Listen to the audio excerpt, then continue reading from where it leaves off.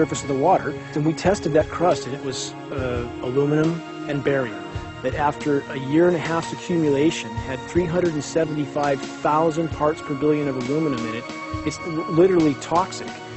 We can say conclusively that what we see in the sky matches expressly what's outlined in numerous patents, and the materials on the ground match those patents.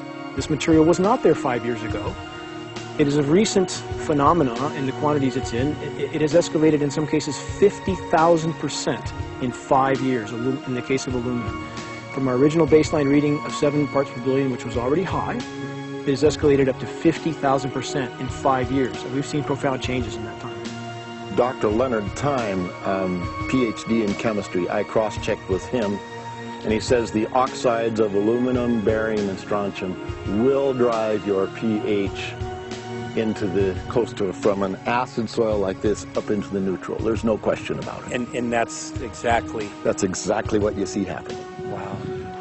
I have a doctorate in inorganic chemistry from Oregon State University, in which I was working with different metals and oxidation states, and then did a postdoctorate work at Brandeis, where I was working stabilizing off oxidation states of different metals. The goal is to sort of figure out how everything fits in the dynamic equilibrium of life.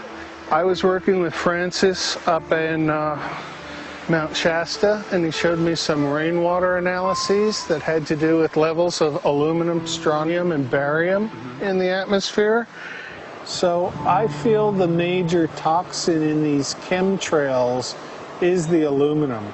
And from the levels we were looking in at Mount Shasta, this is totally, totally unacceptable. When you get to metals and biological systems, you're no longer talking about the bulk aluminum that people think about when they're drinking from soda pop cans and that. So once it gets to the aluminum oxide stage, it just forms a plaque within your arteries and shuts down life.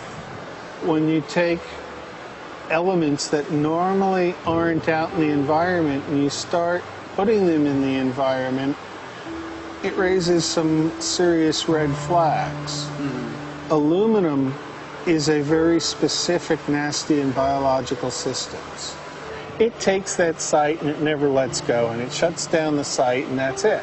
And so as you accumulate aluminum over time, it causes major neurological damage because it ends up as aluminum oxide that's essentially stuck in place and can't be flushed out by normal systems. At the core of everyone's condition, there's always some level of toxins. And aluminum is known to have cancer-causing effects. The half-life is decades. I think that we should be working on taking more of these toxins out of our environment instead of adding more toxins in. It's very concerning that if we add more toxins to our environment, that will be increasing the rates and risks of cancers. Even one patient is not worth it. So sad that they would consider putting aluminum in our environment to affect something when they could be causing so much more damage. Wherever the material is coming from, it is there. The amount of metal falling on us cannot be disputed. Absolutely, this is not speculation. The amount of metal in the last 4 years, as I said, have increased to a degree of thousands of times, and California Air Quality Resources Board has studied the aerosols from China. These metals are not amongst them. Mike, the reason I've chosen to focus so primarily on this issue is I feel all other issues are secondary.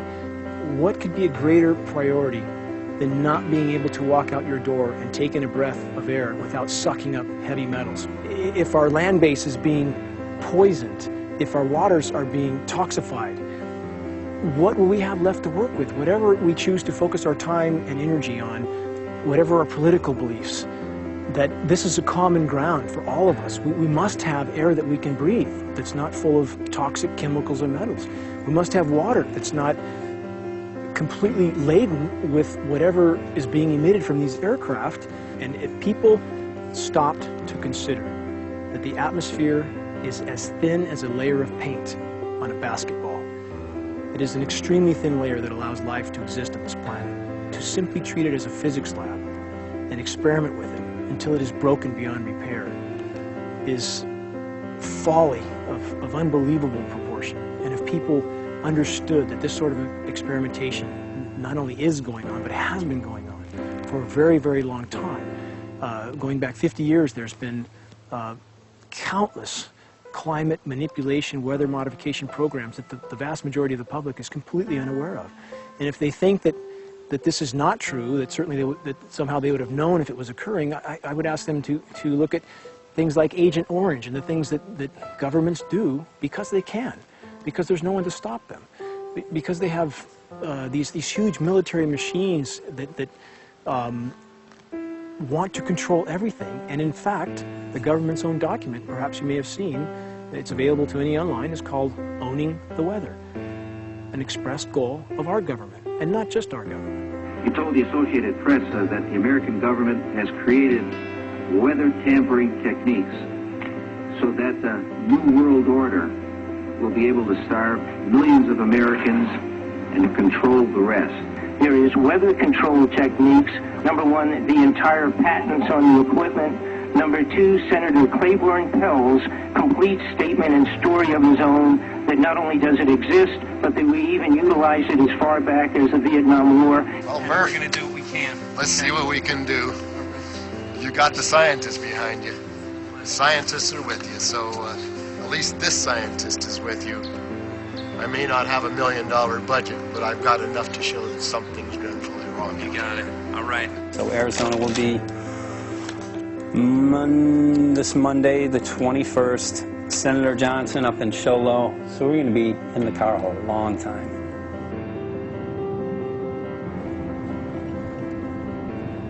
Well, it is such a pleasure. This is such an excellent place back here, I'm telling you, Michael. But you know what? We love it. It's so private and it's so quiet and peaceful. And please come in. My name is Karen Johnson. I served in the Arizona State Legislature for 12 years. I was in the House for 8 of those years and in the Senate for 4 of those years. When you see a plane fly overhead, there's a trail that leaves the end of that plane, and it goes from one horizon all the way to the other as the plane flies across, and it begins to filter out and cover more and more of the sky in kind of ripples. It widens out and fills the whole sky.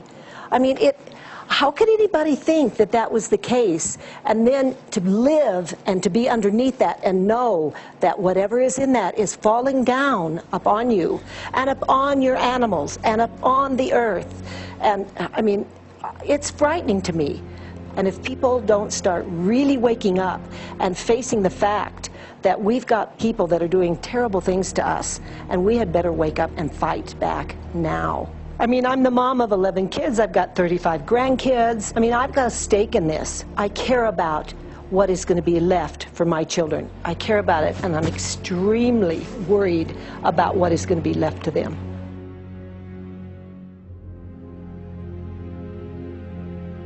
Aluminum is toxic, and we know that it's accumulative. And we know that we're getting more. So we're absorbing it in the air, we're drinking it in our water, so we are accumulating more. So the thought of more aluminum being dispersed in our environment in the way that you mentioned is very frightening to us and very disturbing to us. Those of us who have done any research on this are really quite concerned that we are ill-informed about this issue, and mostly that it's being done. Aluminum is toxic. We know that it is. We can debate as to the amount of toxicity that is going to be disturbing the body, but as far as really accepting the fact that it's accumulative, it's synergistic, then we have to conclude that it's not a good idea to put it in our atmosphere, especially when we know we're getting increased amounts, and especially since we know that the scientific communities around the world are pointing a finger at the heavy metal toxicities, at the toxicities that we're absorbing in the day-to-day food that we eat and the air that we breathe. The concern is off the charts about why is this happening? Why is this being allowed to be sprayed continually all over the United States, all over the world? Who is paying for this? I mean, the incidence of Alzheimer's has just skyrocketed, which evidently has to do with an accumulation of aluminum in the brain cells. I mean, I think almost every family has been touched by a member as they get older having Alzheimer's. And it's a horrible disease. And to say that, well, this just came because people drank soda pop out of aluminum cans, you know, when my father passed away with Alzheimer's and he didn't ever drink soda pop, you know, that explanation doesn't ring true with me. And so I'm wondering, how much did this chemtrail spraying back in the Illinois area affect him? Aluminum and fine metal is an accelerant. A friend who's a firefighter up in Pine, Arizona for 20 or 30 years says that the wildfires now that they're fighting are way beyond anything they've seen before in intensity. And when you look at the air samples and you see the fine particles of aluminum, which is very flammable, and magnesium settling on the trees, this is causing unprecedented savage wildfire. But if you look at this, you can see these are parts per million. They sent this to me, and I just found this to be extremely interesting because we should have like 2 parts per million of aluminum in our air. And this is saying that there's 39,000 parts of aluminum. That's astronomical. Barium is high. I mean, these are way off the charts of what people should be breathing or what's coming down on them. And, you know, if people wonder why their health is deteriorating, why they're having to go to emergency rooms, why they can't breathe, you know, why they're getting Alzheimer's, this has been planned. We have elites, I don't know what you want to call them, one worlders, Illuminati, I don't, whatever you want to call them. But with these people that don't care about the average person. They only care about themselves, their greed, their power, and if they eliminate, you know, 2/3, 3/4 of us from the planet, so much for the better for them, because then they don't have so many people to have to herd around and worry about. So this is a lot what this is about, and this is very, very alarming and scary. I mean, where is this stuff coming from, and why? Why is this kind of stuff being put out there? You know, I've heard different explanations about, oh, we need to cool the planet, all this and that. But if people are up there trying to cool the planet, why do they need all this kind of stuff in it? The explanations just never have really rang very true. And as I'm setting up the equipment, she looked at me and she said, all these trees here are dying. And I said, what? She says, all these trees in here are dying. So I thought, well, I'm going to test for aluminum, because that's one of the key things in the programs that we're talking about, and titanium. And I took some of this bark sample and tested it, and it came back positive with aluminum and titanium. Then I started traveling around California, noticing the same thing. In Lake Tahoe, there was a lot of the same type of bark, all through Sacramento area and Davis. Just about everywhere I went, I was noticing this silver white bark. What I think is happening is these chemicals are getting down and destroying the roots. And then as they come up, they're going out into the bark. Those 2 right there are the ones that are just, it just hurts so bad to see these 2, because look how old and big they are. We probably lost 40 trees right here on our 10 acres.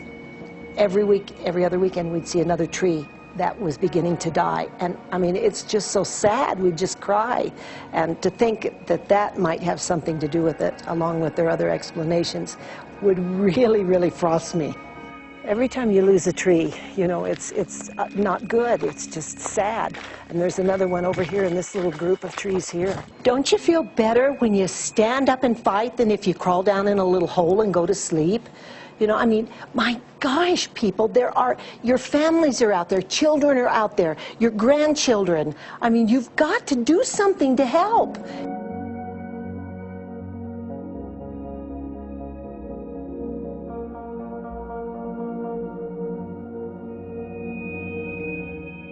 My greatest hope is to get people to question And hey, if they don't wake up while we're there, I'm hoping to plant some seeds. We're going to the most beautiful place on the planet, Hawaii.